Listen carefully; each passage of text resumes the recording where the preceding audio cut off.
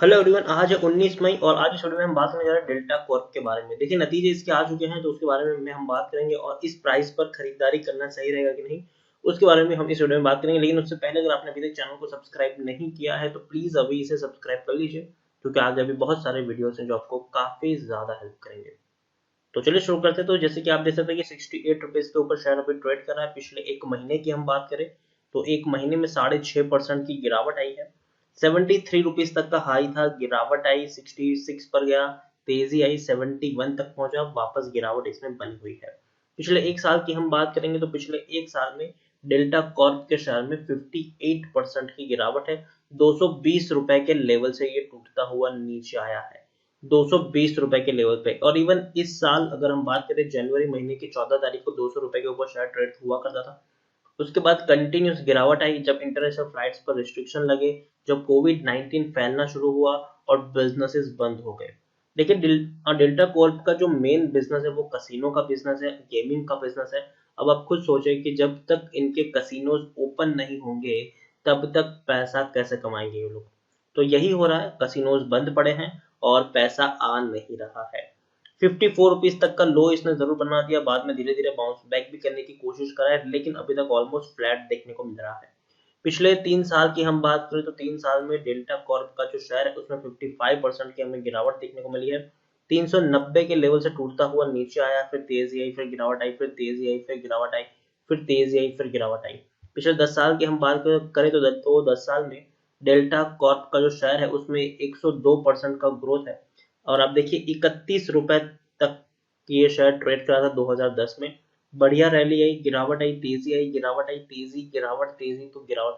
और एक बहुत बड़ी रैली आई थी 2018 में, लेकिन 2018 के बाद एक गिरावट यहाँ पर जरूर देखने को मिल रही है।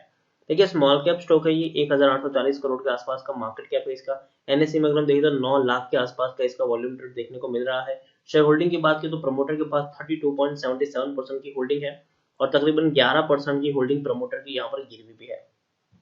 एफआईएस ने बिकवाली की है, ऐसा एफआईएस यहाँ से जो अपनी होल्डिंग है उसको गिरा रहे हैं। तकरीबन 19.94% की जो होल्डिंग थी अब वो 16.07% की रह चुकी है। म्यूचुअल फंड पहले जो 5.74% की होल्डिंग लेकर बैठे थे अब वो 6.95% की होल्डिंग के साथ है उनके पास। मतलब म्यूचुअल फंड ने बहुत बड़ी होल्डिंग इंक्रीज की है, एफआईएस ने होल्डिंग कम की है, इंश्योरेंस कंपनी ने भी होल्डिंग कम की है, आधी होल्डिंग गिरा दी इंश्योरेंस कंपनी ने।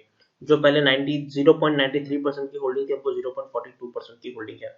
अब देखिए, प्रमोटर यहाँ पर कौन है? Aditi Modi family private limited है, और जिसको बे साइड प्रॉपर्टीज डेवलपमेंट के नाम से भी जाना जाता था पहले। उनके पास 10.85% की होल्डिंग है। 5 म्यूचुअल फंड स्कीम ने पैसा लगाया है, 49 एफआईएस यहाँ पर इन्वेस्टेड है। हाईएस्ट पब्लिक शेयर होल्डर की बात करें तो एचडीएफसी स्मॉल कैप फंड है, जिनके पास 6.40% की होल्डिंग है। इंडिविजुअल इन्वेस्टर होल्डिंग 28.06% की देखने को मिल रही है। 75% का डिविडेंड भी पे कर रहा है, मतलब पर शेयर आपको 75 पैसे मिल रहे हैं। यहाँ पर अगर हम बात करने जाए तो टेक्निकल रेटिंग अभी भी कुछ खास अच्छी नहीं है, क्योंकि लॉकडाउन एक्सटेंड हुआ है। कोरोना के जो केसेस हैं वो 1 लाख से ऊपर हो चुके हैं इंडिया में, और ये वाकई में बहुत बड़ी चिंता का विषय है। क्योंकि जब तक ये सिचुएशन यहाँ पर सुधरेगी नहीं, तब तक अगर हम देखें तो ना रेलवे शुरू होगी, ना फ्लाइट शुरू होगी, और ना ही मॉल शुरू होंगे, ना कैसीनो शुरू होंगे, ना थिएटर शुरू होंगे। तो ये जो बड़े प्लेसेस जहाँ पर बहुत बड़े लोग गैदर्ड होते हैं वो चीजें खुलना यहाँ पर मुश्किल यहाँ पर दिखाई दे रहा है। यहाँ पर हम बात करें तो पी काफी कम है, 9.97 का पी, जबकि इंडस्ट्री पी 35.58 है। बुक वैल्यू 71 है, प्राइस टू बुक वैल्यू 0.96 है, ईपीएस 6.88 है, और डिलीवरी तकरीबन 72.79 के आसपास देखने को मिली है। According to Moneycontrol user 54% लोग खरीदने की सलाह दे रहे हैं, 38% लोग बेचने की सलाह दे रहे हैं, 8% लोग यहाँ पर होल्ड करने की सलाह दे रहे हैं। नतीजे जो इसके आए हैं वो उतने अच्छे नहीं है। तकरीबन 28 से 29 करोड़ का प्रॉफिट बुक किया है इन लोगों ने, जो पहले 50-55 करोड़ तक का हुआ करता था। अगर देखिए, पिछले क्वार्टर में दिसंबर में 55 करोड़ तक का मुनाफा बुक किया था, पिछले साल भी 55 करोड़ से ज्यादा का इन्होंने प्रॉफिट कमाया था। तो मुनाफा अच्छा खासा ये लोग कर रहे थे, इस बार मुनाफा कम हुआ है। रीजन भी आप जानते हैं कि कोविड 19 के चलते मार्च महीना जो पूरा था वो उतना अच्छा बिजनेस नहीं हो पाया इन लोगों का, और इवन जून में भी बिजनेस कुछ खास नहीं चलेगा। जून के जब नतीजे आएंगे तो आप देखेंगे कि अप्रैल महीना पूरा बंद था, लॉकडाउन था। मई महीना भी लॉकडाउन ही इनका रहने वाला है, क्योंकि भैया कसिनो तो नहीं खुलने वाले, कुछ भी हो जाए कसिनोज नहीं खुलने वाला है। तो एक चीज वहां पर वो है।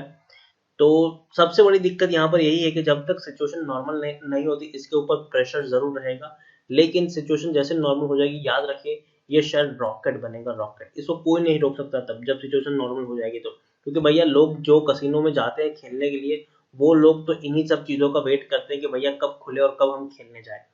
तो यही सारी चीजें वहां पर देखने को मिलेगी। और आपको बता दें कि अब तक इनकी जो मेन जो बिजनेस था वो गोवा में था, बाद में सिक्किम में भी था।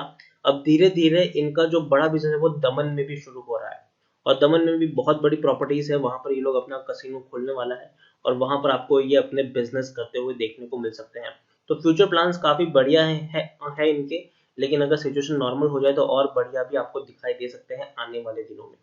तो ओवरऑल मैं कहूंगा कि delta Corp again short term में इसके ऊपर प्रेशर रहेगा, लेकिन लॉन्ग टर्म में जैसे ही सिचुएशन नॉर्मल हो जाएगी ये शेयर आपको दौड़ता हुआ दिखाई दे सकता है।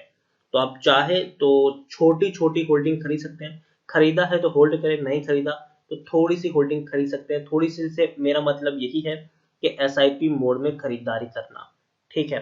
बॉटम नहीं पता किसको कितना बनेगा, लेकिन हाँ बॉटम अभी भी बना नहीं है, अभी भी गिरावट यहाँ पर आ सकती है, ठीक है। लेकिन लॉन्ग टर्म में सबको पता है कि भैया 100 रुपए तक शेयर चला जाएगा, ये तो तय है, 1 डेढ़ साल में शेयर 100 रुपए के ऊपर चला जाएगा। लेकिन तब तक शेयर में गिरावट आना संभव है। तो आप क्या करेंगे यहाँ पर, अगर आपको 100 शेयर खरीदने हैं तो पहले 65 रुपए या 68 रुपए के प्राइस पर आप सिर्फ और सिर्फ 20 शेयर खरीदे, फिर वेट करें। अगर शेयर 3-4 रुपए और गिरता है तो और 20 शेयर खरीदे, फिर वेट करें। अगर शेयर 3-4 रुपए और गिरता है तो और 20 शेयर खरीदे, फिर वेट करें। तो ये एक स्ट्रेटेजी है जिससे आप अगर गिरावट होगी भी आएगी भी तो आप थोड़े और शेयर खरीद सकेंगे और आपको उतना बड़ा नुकसान भी नहीं होगा। अगर आप एक साथ मान लीजिए कि बहुत सारे शेयर खरीद लेते हैं एक ही प्राइस के ऊपर, तो बाद में आप फंस सकते हैं, क्योंकि अगर तेजी आ गई तो, अगर तेजी अगर आई तो अच्छा रहेगा, लेकिन अगर तेजी नहीं आई, गिरावट आ गई, तो आपका पैसा लंबे तो समय के लिए फंस सकता है उसको। तो मैं यही कहूंगा डेल्टा कॉर्प अगेन एक बढ़िया स्टॉक जरूर है, कसिनो से जुड़ा हुआ इनका बिजनेस है, और जरूर जब सिचुएशन नॉर्मल हो जाएगी ये आपको दौड़ता हुआ दिखेगा। तब तक इसके ऊपर प्रेशर रहेगा। मैं अगेन कह रहा हूँ, मैं ये नहीं कह रहा हूँ कि भैया यहाँ से ये दौड़ेगा, अभी भी ये शेयर 65 तक जाएगा, 60 रुपए तक भी जा सकता है, जा सकता है, जाएगा नहीं ये मैं नहीं कह रहा हूँ, जा सकने के चांसेस है, प्रेशर रहेगा इसके ऊपर। तो मैं यही कहूंगा, इसीलिए एसआईपी मोड में खरीदारी करेंगे तो आपके लिए बढ़िया होगा, और ज्यादा यहाँ पर पैसा लगाने की भी जरूरत नहीं है। एसआईपी मोड में छोटी छोटी क्वांटिटी खरीदते जाए और अपने पोर्टफोलियो को बड़ा करते जाए। तो इसी के साथ वीडियो को एंड करूंगा। अगर आपको वीडियो पसंद आया हो तो प्लीज इसे लाइक करो, शेयर करो, चैनल पर पहली बार तो प्लीज सब्सक्राइब करो। डेल्टा कॉर्प के बारे में आप क्या सोचते हैं वो भी आप मुझे कमेंट में लिखकर बता सकते हैं। Thank you.